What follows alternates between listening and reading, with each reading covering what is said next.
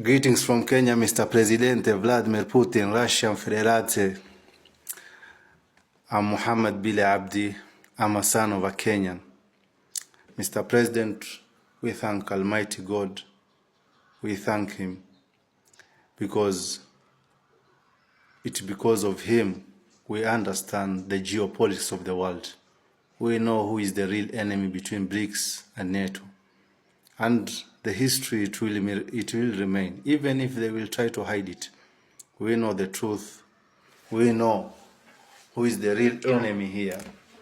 And you can see who hijacked our democracy. You can see the grave that the West are digging behind our backs. Mr. President, on behalf of the people of Kenya, because I can see what I can see, I can see reality that they want to destroy Kenya to become another Libya the way they destroyed.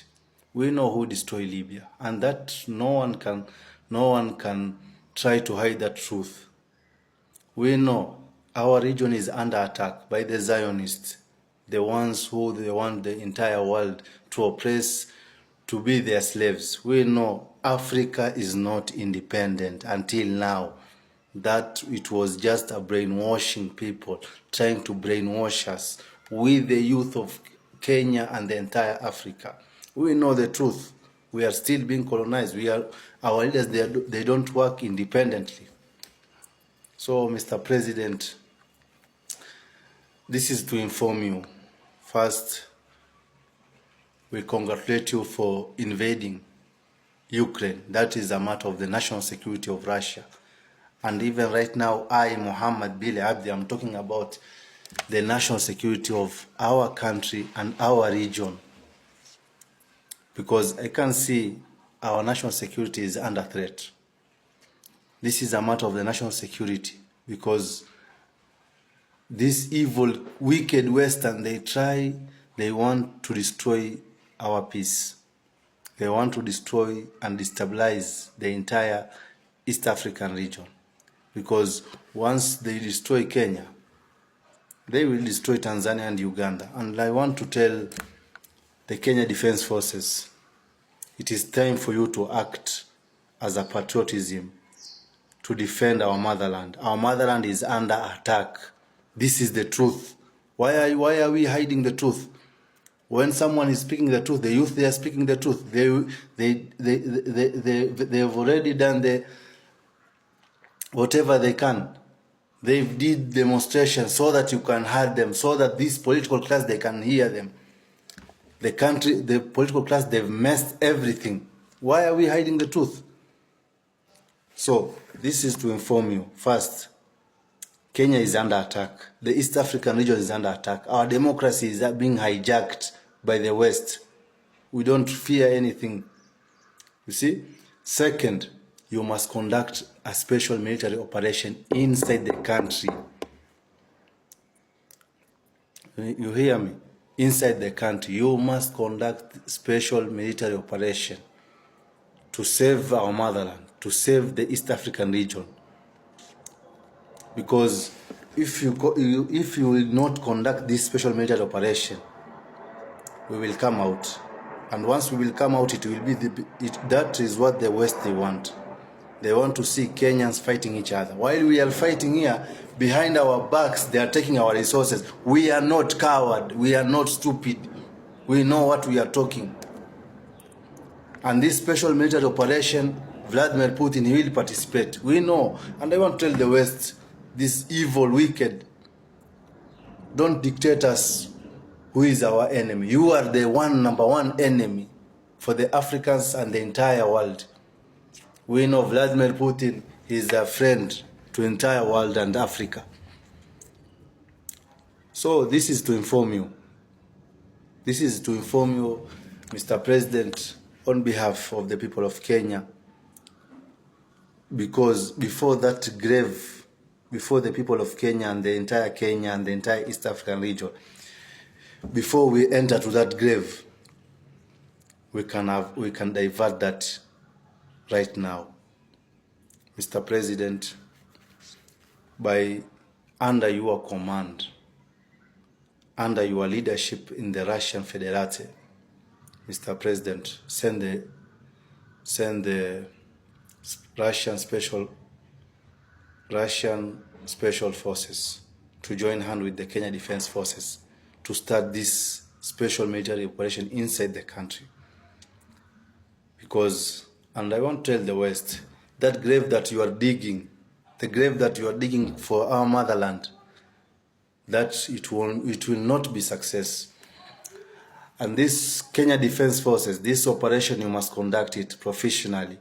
No bloodshed of our people. There's no bloodshed. That is what the West, they want, to see bloodshed in our motherland. 2, that operation consists the followings.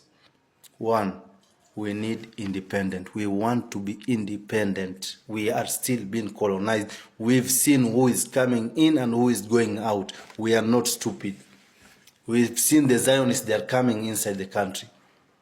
And then you are telling us Kenya is celebrating independence. There's nothing called independence.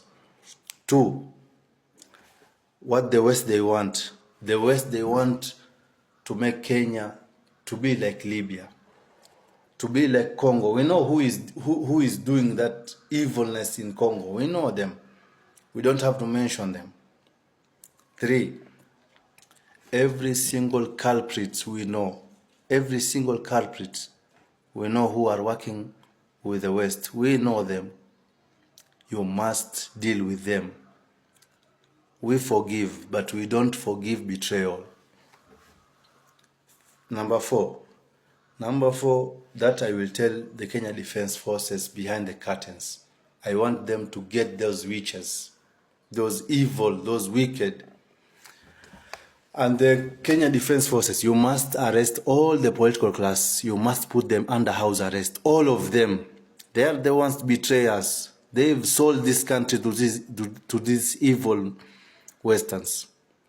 Number 2, all public servants, put them under house arrest. You hear me? All airport, close them. Wale wako Mombasa, hakuna meli kutoka saizi. Meli zote zirudishwe ndani. Nendeni muangalie hizo meli zikuna nini hapo ndani. Nchi imeuzwa, tumevamiwa. Nyinyi mmekaa kwenye kambi zenu, mmekaa kwenye kambi kwa sababu kama mnaabudu komanda wenu, komanda mnajua komanda has messed everything by bringing these evil people. You know that. Nasikia? Na kesho kama mtafanya hiki kitu saizi, kesho asubuhi, Mungu akipenda, kesho tuko kwenye street. And this time round, we are going to save our motherland by any means. Before hiyo grave tuingie hapo na hiyo kaburi hiyo, we are going to save our motherland by any. And my fellow youth, tumeona, we are not stupid when we are saying that we need good governance.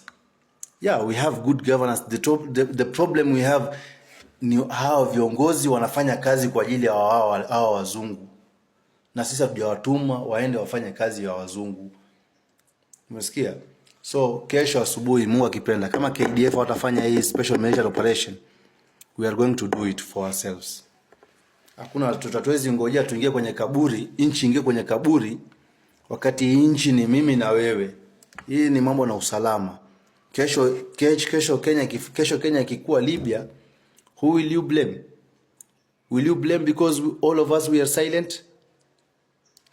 Because kila mtu anaogopa kuongea ukweli? Because kila mtu sahi hawezi ongea ukweli? Kwa sababu ukiongea ukweli you are being abducted, you are being killed because you are talking the truth. Okay, come and kill me sasa, because this is the truth and this special military operation lazima mfanye. Na kama mtafanya, sisi ndo tutafanya wenyewe.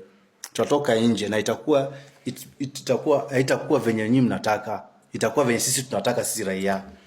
Na itakuwa ni sisi mayouth wenyewe of this country. Because this is a matter of the national security of this country. We are under attack. We are under attack. Wasikia? And no one is safe here.